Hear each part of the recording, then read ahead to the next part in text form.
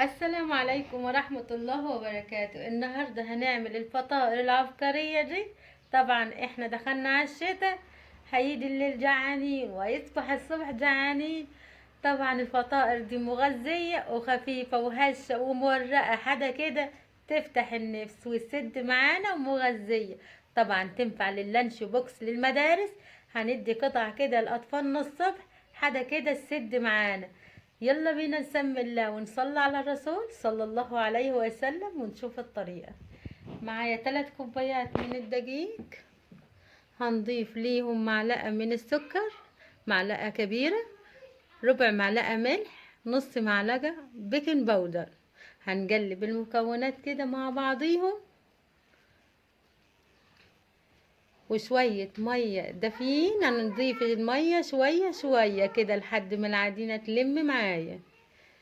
طبعا على حسب كل نوع دقيق بيشرب ايه سوائل. ونحاول نعجن العجينة كويس قوي ونلمها كده لحد ما ايه تبقى كده ملبن معايا، علشان تدينا نتيجة رائعة.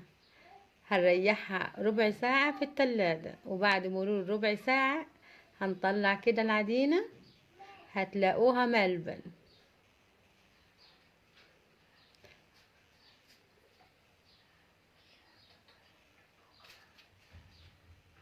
بصوا كده العجينة معايا حدا كده ملبن. ونلمها كده، هنحاول نفردها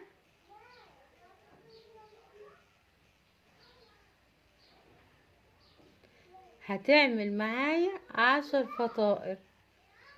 هنفردها كده، طبعا هنفردها فرد مستطيلة مدورة اي حاجة، اهم حاجة نفردها رشة دقيق من تحت ورشة دقيق من فوق، بالنشابة كده وهنفردها. طبعا النشابة كانت صغيرة معايا، هنجيب بالنشابة وهنكمل برضو، هنكمل فرد رشة دقيق علشان ما تلزقش معايا.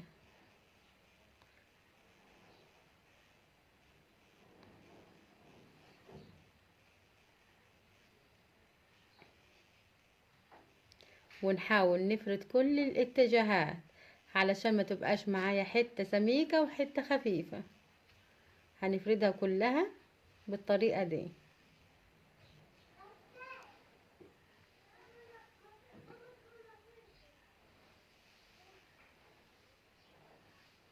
انا خلاص فردتها. طبعا عندك سمنة، عندك زبدة، عندك زيت، اي حاجة. كمان لو سمنة بلدي تبقى خطيرة، حتى كده روعة. هنحط السمنة كده على كل الفطيرة، نحاول نفرد كده السمنة كده، على ندهنها بكل الفطيرة كده علشان تبقى مورقة معايا.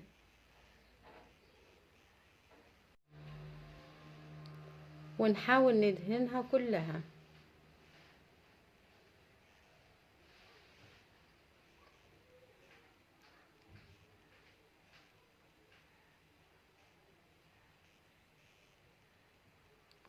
انا كده حطيت السمنة، دهنت كل الفطيرة.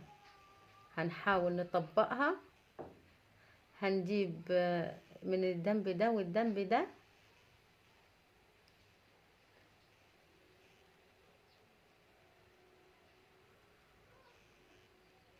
وكل ما نطبق ندهن علشان تدينا فطائر مورقة وطعمها خطير.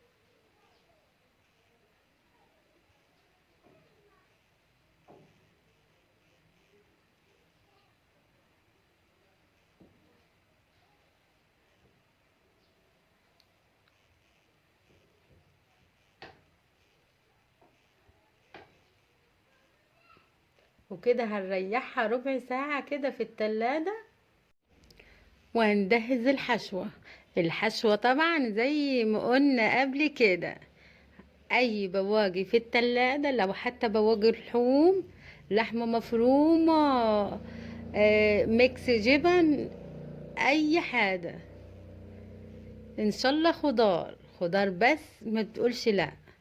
معايا جبنة موتزاريلا شوية، على جبنة شيدر، حبة لانشون، زيتون مخلل، قرن فلفل حراق، وبس كده، وهنقلبهم مع بعض.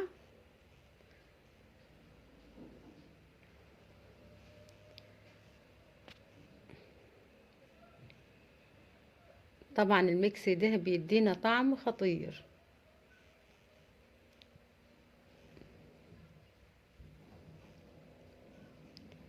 حتى ان شاء الله الفطائر دي تعمليها كده سادة، ما بتقولش لا، وطعمها يبقى خطير ومرقة وهشة.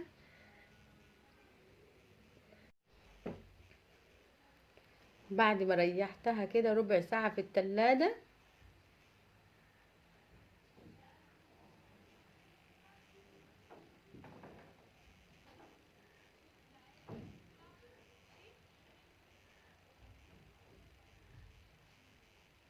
نحاول كده نطلعها بالراحة.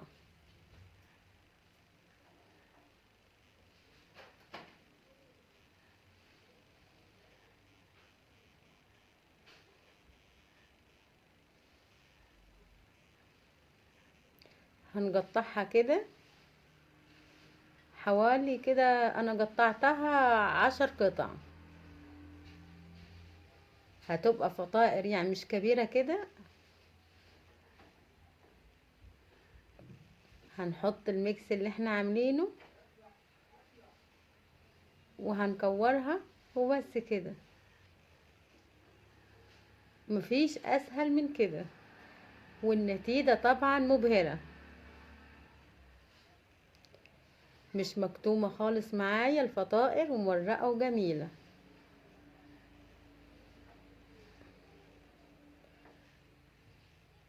وكل الكمية هنعملها بالطريقة دي.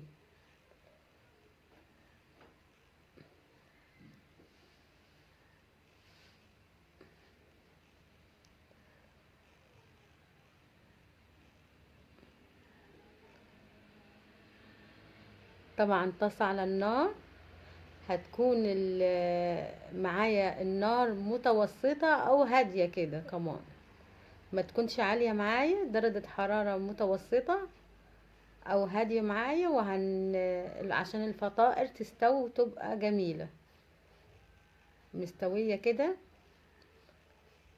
وفي 5 دقايق ومش هيشرب زيت خالص. لو وصلت لحد هنا واول مرة تشوفيني، انا ام بلال ودي قناتي، اتمنى تشتركي في القناة وتفعلي زر الجرس، ولو استفدت باي معلومة ما تنسنيش في اللايك، واتمنى تجربيها وتسيبيلي طبعا، هتعتمديها ان شاء الله، وهسيبيلي كومنت تحت الفيديو وتقولي رايك ايه فيها. الفطائر مورقه ومش مكتومه خالص، حاجه كده تفتح النفس. الحشوه زي ما قلتلك، اي خضار، اي بواقي تلاجة، اي لحوم عندك هتحطيها فيها. الوصفه خطيره، فطائر طعمها لذيذ، من اول فطيرة لاخر فطيرة مقرمشة، من اول فطيرة لاخر فطيرة مقرمشة من بره، طرية ومش مكتومة من جوه، طعمها خطير، ولو عملتيها لعيالك اكيد اكيد هتعجبهم. واتمنى تجربيها، وطبعا ما تنسينيش في الكومنت الجميل ورأيك في الوصفة تحت الفيديو. بعد ما تجربيها تقولي لي رأيك فيها بكل صراحة. طبعا الفطائر ان شاء الله هتعجبكم، والسلام عليكم ورحمة الله وبركاته.